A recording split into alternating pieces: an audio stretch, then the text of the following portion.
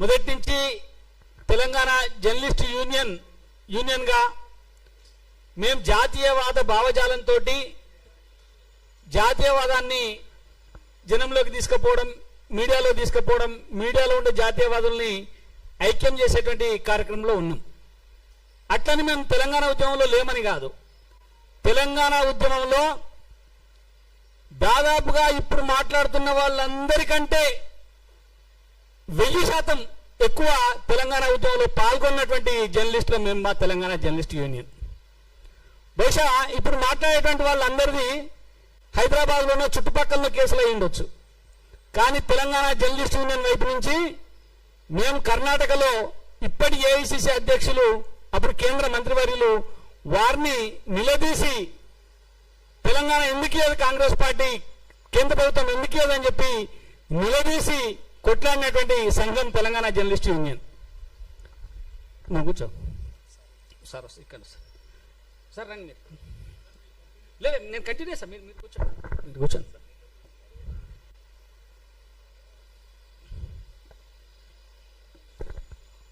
అట్లా తెలంగాణ ఉద్యమంలో కీలకంగా పనిచేసి తెలంగాణ రావడానికి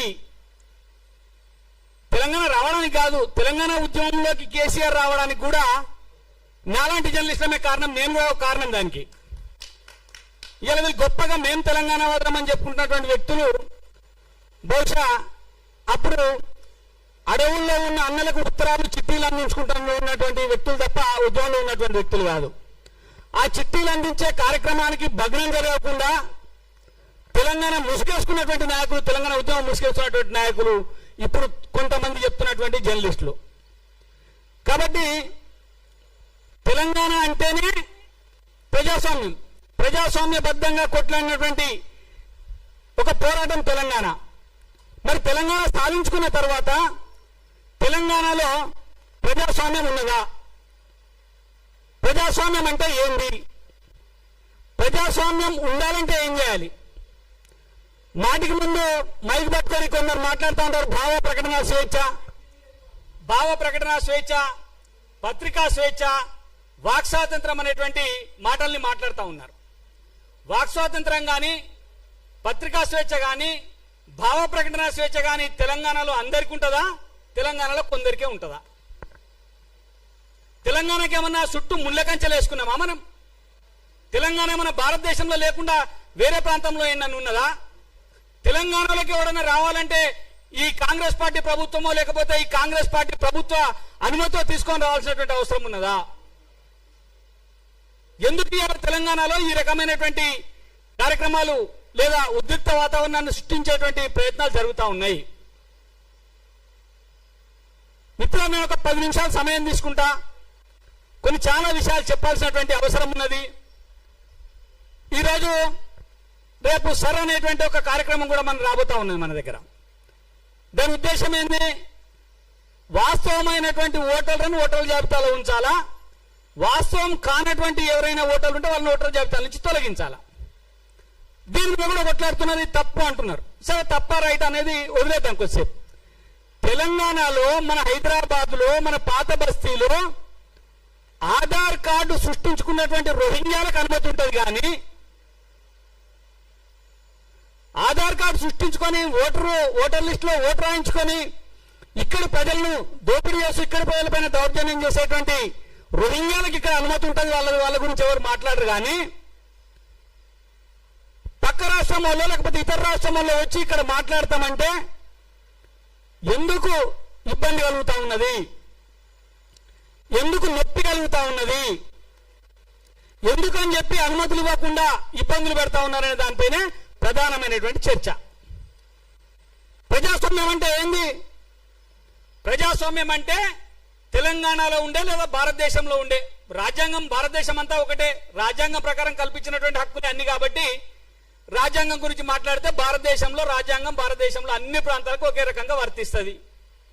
మరి రాజ్యాంగాన్ని రోజు చేతిలో పట్టుకొని తిరుగుతున్నటువంటి నాయకుడు, ఆ నాయకుడి నాయకత్వంలో ఉన్న పార్టీ ప్రభుత్వం ఇక్కడ ఉన్నది. మరి ఆయననేమో రోజు రాజ్యాంగం చేతిలో పట్టుకొని తిరుగుతాడు, ఇక్కడనేమో రాజ్యాంగానికి తూట్లు పరుస్తుంది ఆ ప్రభుత్వం. భావ ప్రకటన స్వేచ్ఛకు బద్దలు కొడుతుంది, సమావేశం పెట్టుకోవడానికి అనుమతి ఇవ్వదు. అది పోను ఆ ప్రభుత్వంలో ఉన్న మంత్రులు ఎవనయ్యే జాగిరి ఎట్లా వస్తావో చూస్తా అంటారు. ఏంది అంటే నీవు నీ రాజ్యాంగాన్ని పుస్తకాన్ని పట్టుకొని కేవలం షో అప్ చేస్తా ఉన్నావు తప్ప రాజ్యాంగంలో ఉండబడేటువంటి విధానాల్ని, రాజ్యాంగంలో ఉండబడేటువంటి అంశాలని నువ్వు పట్టించుకోవట్లేదు. నువ్వు కానీ నీ పార్టీ కానీ నీ పార్టీ ప్రభుత్వం కానీ పట్టించుకోవట్లేదు అనేది స్పష్టమైతా ఉన్నది. తర్వాత ఇంకొక పార్టీ ఉన్నది, 2.5 సంవత్సరాలు అధికారానికి దూరం అయితే తెలంగాణను కాలబెట్టమని చెప్తున్నారు, రైలు పట్టాలు పీకేయమని చెప్తున్నారు, ఆ సింగరేణి భవన్ని కాలబెట్టునని చెప్తున్నారు. డబ్బుల కోసం, ఇంట్లో స్పష్టంగా చెప్పాలి, డబ్బుల కోసం అవసరమైతే కాలబెట్టాలని, డబ్బులు ఎట్లా రావు వస్తామని చెప్పి ప్రజల్ని రెచ్చగొడుతున్నటువంటి పని కూడా ఇక్కడ జరుగుతూ ఉన్నది. అంటే ఈ రెండు, మేమే తెలంగాణ తెచ్చినామని చెప్పుకునేటోడు ఒకడు, మేమే తెలంగాణ ఇచ్చినామని చెప్పేటోడు ఒకడు. ఇంట్లో ప్రజల భాగస్వామ్యం లేనట్టే, ఇంకా ఇబ్బంది లేదు, వాడు ఇచ్చిండు వీడు తెచ్చుకున్నాడు. ఈ మాటలు చెప్తున్నటువంటి ఈ రెండు పార్టీలు కూడా ప్రజాస్వామ్యానికి వ్యతిరేకంగా పనిచేస్తున్నాయని చెప్పి ఈ రెండు స్టేట్మెంట్ల ద్వారా రుజువైంది. కాబట్టి తెలంగాణలో ప్రజాస్వామ్యాన్ని బతికించుకోవడం కోసం, తెలంగాణ ప్రజాస్వామ్యాన్ని నిలబెట్టడం కోసం, తెలంగాణలో భావ ప్రకటన స్వేచ్ఛ ఉండడం కోసం ఇవాళ ఒక ప్రయత్నం తెలంగాణ జర్నలిస్ట్ యూనియన్ చేస్తా ఉన్నది. కొందరు మాట్లాడుతున్నారు, మాట అంటే మతోన్మాదం అంటారు, భారత్ మాతాకి జయ అంటే మతోన్మాదం అంటారు, వందే మాతరం అంటే మతోన్మాదం అంటారు, అయి భారతదేశం మనదిరా బాబు అంటే మతోన్మాదం అంటారు.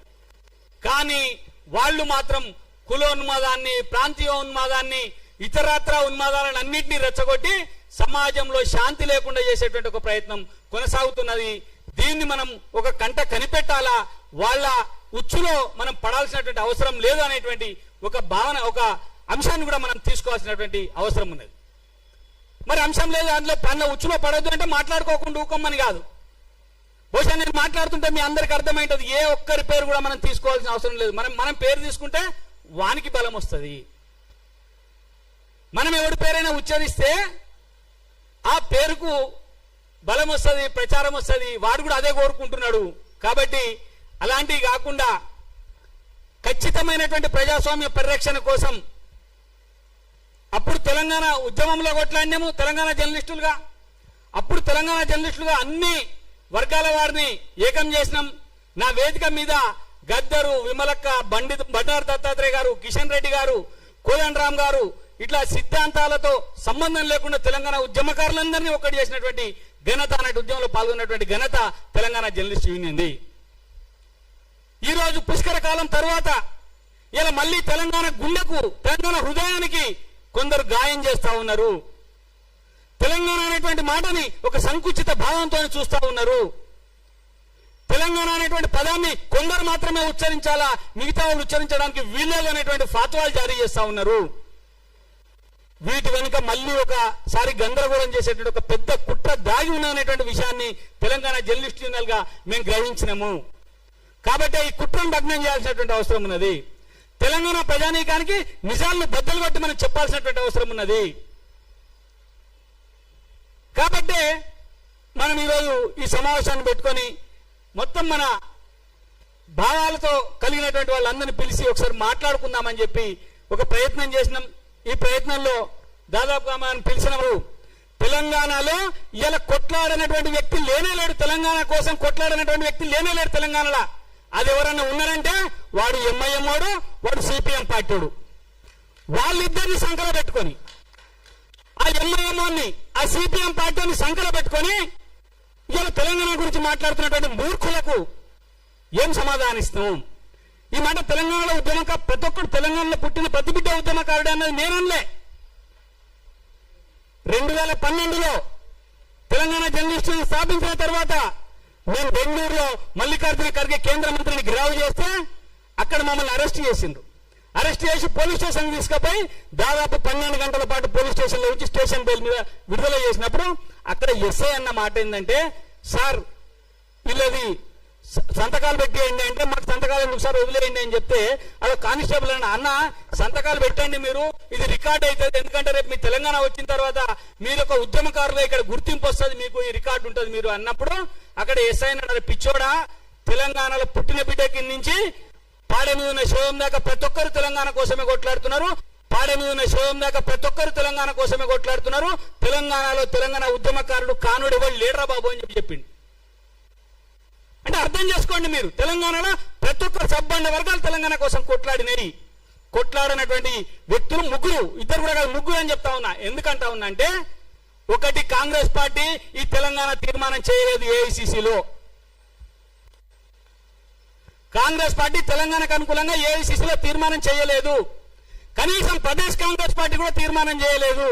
ఎందుకంటే అప్పుడు ఉమ్మడి రాష్ట్రంలో ఉన్నాం, అప్పుడు కూడా ప్రదేశ్ కాంగ్రెస్ కమిటీ కూడా తెలంగాణ కోసం తీర్మానం చేయలేదు. తీర్మానం చేసినటువంటి పార్టీ ఏది?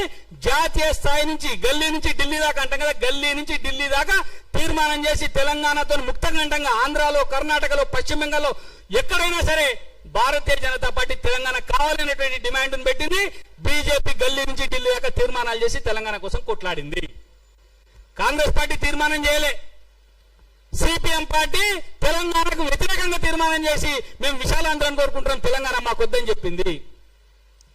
ఎంఐఎం పార్టీ తెలంగాణ వద్దన్నది. తెలంగాణ వస్తే ఇక్కడ బీజేపీ బలపడుతుంది, హిందుత్వ శక్తులు బలపడతాయి కాబట్టి మేము తెలంగాణను వ్యతిరేకిస్తున్నాం, తెలంగాణ వద్దని చెప్పి ఓపెన్ గా స్టేట్మెంట్ ఇచ్చినటువంటి పార్టీలు మూడు, ఎంఐఎం, కాంగ్రెస్, సిపిఎం పార్టీలు.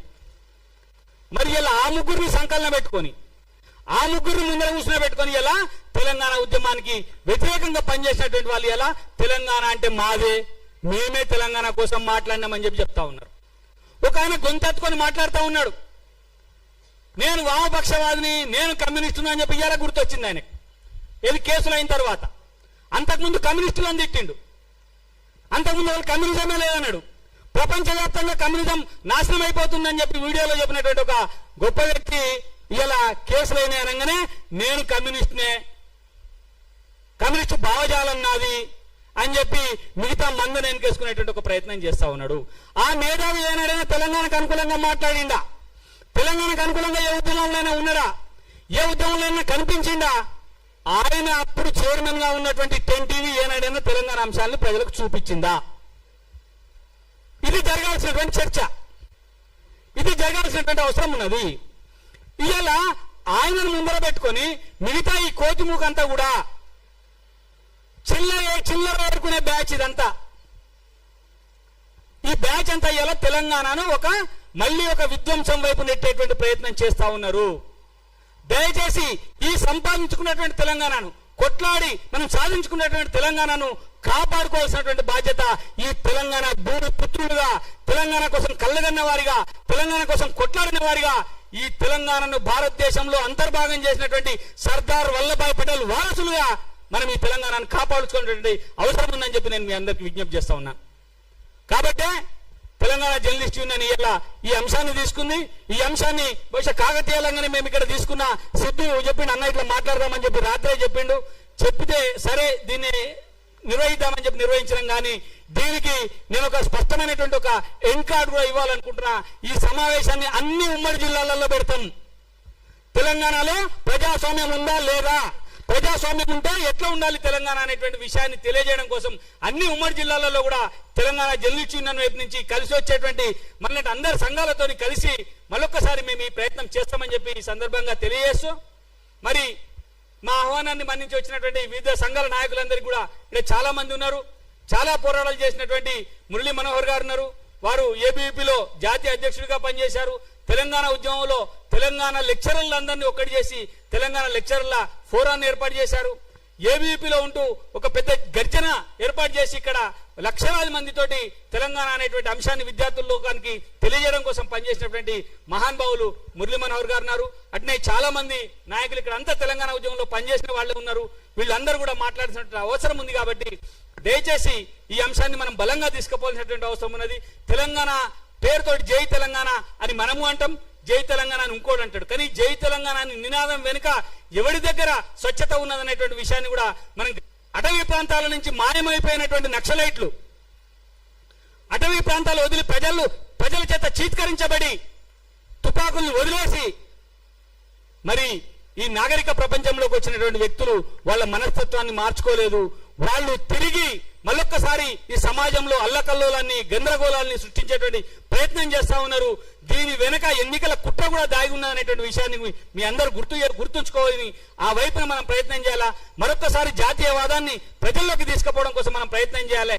జాతీయవాదం అనేటువంటి ఏకైక దృక్పథంతో మొత్తం భారతదేశం అంతా కలిసి ఉండాలనేటువంటి ఏకైక దృక్పథంతో ఆ రోజు సర్దార్ వల్లభాయ్ పటేల్ గారు ఈ తెలంగాణను తీసుకొచ్చి భారతదేశంలో విలీనం చేసిండ్రు. కాబట్టి జాతీయవాదానికి తెలంగాణవాదానికి ముడిపడి విడదీయరానటువంటి ఒక ఆత్మీయ సంబంధం ఉన్నది.